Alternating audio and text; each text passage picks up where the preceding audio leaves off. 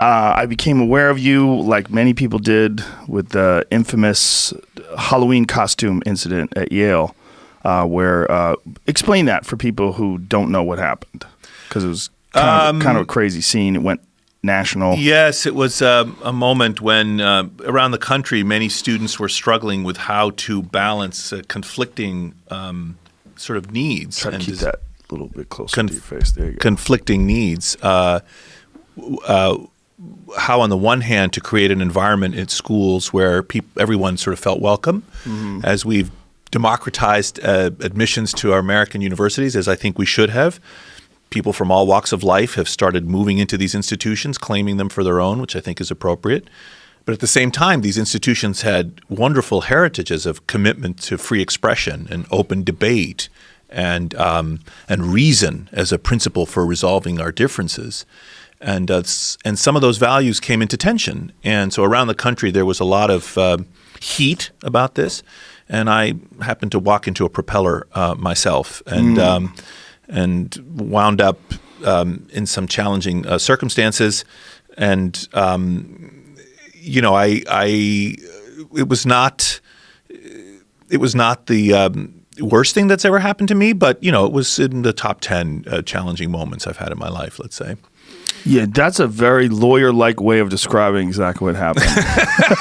Well, yes. I mean, the thing is, I struggle. I mean, you can tell the story if you want, and then I can correct things. But here's the thing: it's my job to be a teacher, and I have taken responsibility for teaching young people. And it is the case that many people lost their minds. I mean, lost their senses, and the faculty too. Incidentally, I mean, it's one thing to talk about people in college age people, but then the faculty also didn't necessarily do what they should have done. But the thing is that my commitment is to teaching more generally, and I don't want to be defined by that event. I don't want that to become the most important thing about me. I have this book, this book that we're going to talk about that is an important thing in my life, instantiates my values. It talks about what I think is important about the world. So I'm trying to be balanced about it. It's one thing that happened. I did my best. It's in the past. Well, let me help out here because you're being so nice about the whole thing. So people know what we're talking about. There was an incident that was captured on someone's cell phone where you were standing there. Many people. It was an hour of footage, 5 or 6 different angles. So a clip went viral. But I want to emphasize that there were many people filming that day, and an hour or more of the 2 or 3 hours I was out there is available. But I'm glad that you had the courage to do that, though, to stand out there and talk to those kids. But some of them were clearly. There's something that happens when people become extremely self-indulgent when they know that they have this platform and they have someone who is in a position of authority and they get to hamstring them in front of the public. And that's what I felt was going on. Just my understanding of human nature, I knew what she was doing. What she was doing by shouting and screaming, "This is our fucking home. We're supposed to be safe here." I was like, oh, I see what's going on. She's throwing up the flag of virtue for all of her friends to see how amazing she was, so she's putting on a show. People do that. It's human nature. You handled it admirably. You stood there and you just listened to her, and you never yelled back, and you never raised your voice, and you remained calm. But that sort of environment where the children, and I want to say children, they're basically adults, but acting like children. But this is one of the ironies. The people that age, can fight in wars and lose their lives. Yes. And so I think it's a difficult challenge because on the one hand, it's right and appropriate to hold people responsible for their actions. Certainly if you're 20 years old, you're an adult. You're still growing. You're still changing. You're still learning. I'm not the same man I was when I was 20. But you have to be responsible for your behavior. Yes. And so I don't think you get a total pass either. It's hard. No, you do not get a total pass. And, for folks who don't have a 20-year-old in their life and don't remember what it was like, you're not a fully formed thing yet. You're filled with chaos. Yes. You have emotions and hormones. And then you're at school and you're probably away from the instructions of your parents for the first time, and you're cutting loose and trying out new new ways of communicating that way. It's a mess.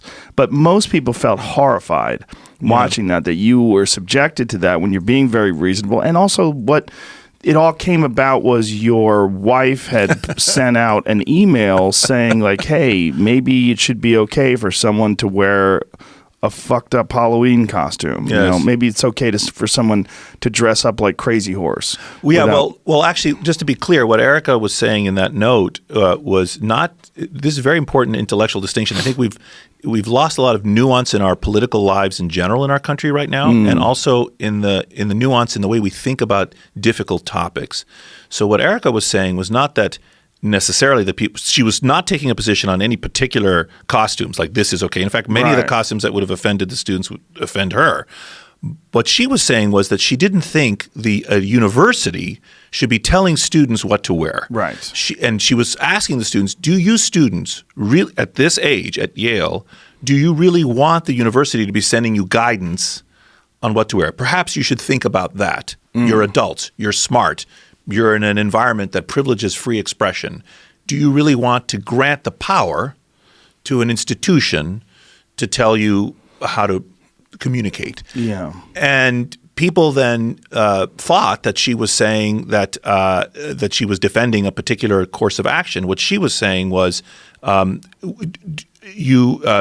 she was saying, do you students really want to surrender that kind of control over your own lives to older adults? And apparently many students did. Actually, they did. So I don't believe they did. I think they wanted absolute enforcement of what they thought to be wrong or right. Yes, I think that's right. So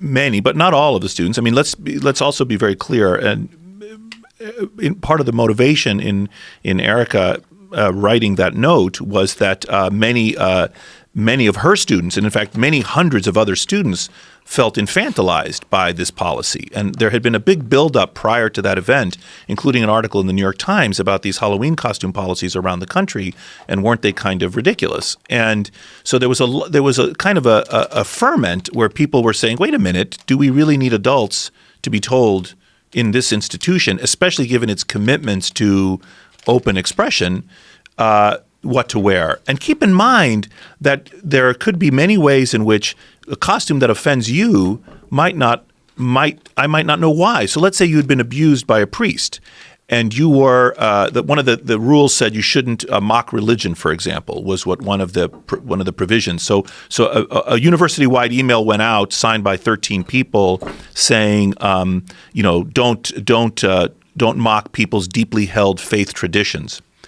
Well, what if, for the sake of argument, you had been abused by a priest, and you wanted in Halloween to dress up as a Catholic priest, for example, holding a doll, and someone else who was Catholic was very deeply offended by that? Well, who should adjudicate that? Like, is it the role of the institution to come down and say, yes, you can express yourself this way, no, you cannot? And so the argument was, let the young people learn.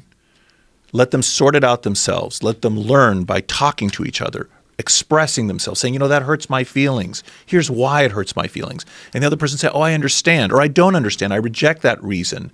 And sort of buy into a kind of commitment to free and open expression that actually, I think, ultimately serves the objectives of righteous social progress. If we really want to do better in our society, or in any society, in my view, we have to create an environment where we can talk to each other, grant good faith, listen carefully, make subtle distinctions, and free people up to express what they're thinking, so we can have a real marketplace of ideas. That's my commitment or my belief. Well, that's a wonderful belief. I love it. I mean, that's really I couldn't agree with you more enthusiastically. That's really that sounds like the best possible environment for growing up and learning, as long as you have someone to sort of moderate or someone to mediate if things go sideways. Yes, or I don't think you necessarily need a third-party mediator, but you do need a shared understanding of core liberal principles. And these principles do include, as I mentioned earlier, a kind of commitment to free and open expression, a commitment to debate, a commitment to reason. So how are you and I going to come to a better understanding of what is true about the world? We could fight, right? And then the stronger person would decide what's right. We could vote. It doesn't seem quite right either. 350 cardinals voted that Galileo was wrong. That didn't make Galileo wrong. Or we could use principles of reason and inquiry to try to appreciate the world together, right? We're looking out at the world and saying, that's confusing. Does the earth revolve around the sun, or does the sun revolve around the earth? Or that's confusing. Should a king have ultimate authority in a state? Or is that not how we want to organize a state? So you and I look at the world and debate and think about, okay, and we exchange reasons and we use evidence and ways of understanding and studying the world. That, to me, is the only way to truth, actually. Now, some people will think that religion is a way to truth, right? They think that the truth is God-given, for example. Now, I am very sympathetic to religious belief systems, but I don't think that's a way to truth. It's a way to some truths, actually. It's a way to some wisdom. But anyway, so that's what our universities and our universities are officially committed to that. The mottos of our universities are all about free inquiry and pursuit of knowledge. And our country is committed to that in our Bill of Rights, right? We have a commitment to free and open expression, freedom of assembly, freedom of religion, and so forth. And those ground rules then, in my view, make it possible for us to have a better society. And there's more I could talk about. I'm sure we will get into it. No, I'm sure we will. Again, I couldn't agree with you more enthusiastically. I just think we need more reasonable conversations and less screaming and less shouting people down and less stopping. Less mob action, I think. Yes. The mob action is very weird because I don't remember it. Well, from the Vietnam War protests to what's going on today, there was this long gap where you didn't hear about universities shutting down speech. Yes. This is fairly new. This is within the last half decade or so. Well, let's not. Yes. More? Yes. I mean, there's always an undercurrent of tension about this at universities and in our society at large. Let's not forget the McCarthy era, where you had the right wing was really interested in shutting down communists. Like if you were a professor or an artist who had far left political views, you were screwed. Yes, and that was wrong. Or even if you went to a communist meeting to find out what it was all about. Yes, just to educate yourself. Yes. In fact, that's a great example because right now I see a lot of people being criticized for following online people they disagree with. Yes. Which is nuts. Crazy. So I just because I follow someone doesn't mean I agree with what they're saying. I'm interested to learn, what are they saying? I'm friends with people I don't agree with. Yes, me too. I am friends with so many people I don't agree with. I have a friend. I have friends across the political spectrum I don't have any monarchists among my friends. I don't think I have any friends who are monarchists, but I have friends from the far right to far left. I have a friend who really believes, he's so libertarian, he thinks there should be private ownership of roads. Whoa. Yeah. That's ridiculous. Yeah, I think that's ridiculous. And we debate, but he must be white. He is actually.